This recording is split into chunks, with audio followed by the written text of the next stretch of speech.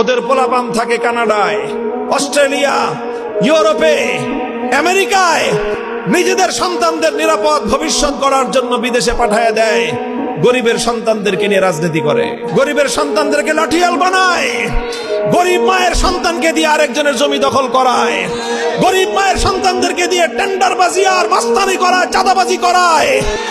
এগুলো করতে গিয়ে গরিব মায়ের সন্তান একজন আরেকজনের বুকে বুলেট মেরে, গুলি মেরে এক মায়ের সন্তানকে আরেক মায়ের সন্তান হত্যা করে।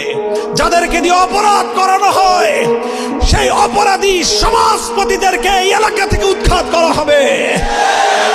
এই কিশোরদেরকে পুনর্বাসন করা হবে, কর্মসংস্থানের ব্যবস্থা করা হবে। এদের জন্য সুন্দর শিক্ষার ব্যবস্থা করে, বিনোদনের ব্যবস্থা করে, খেলাধুলার ব্যবস্থা করে এদের মাথায় হাত বুলিয়ে বুকে জড়িয়ে যদি ধরা হয়, আজকের এই কিশোররা আগামী দিনে এই সমাজ উন্নয়নের হাতিয়ার হবে। এই জন্য আমরা বলি, হে কিশোররা, তোমরা আসো আমার কাছে, আসো, আমরা তোমাদেরকে নিয়ে এমন একটা সমাজ গড়ে তুলবো, তোমাদের আলো দিয়ে গোটা এলাকা আলোকিত হয়ে যাবে ইনশাআল্লাহ।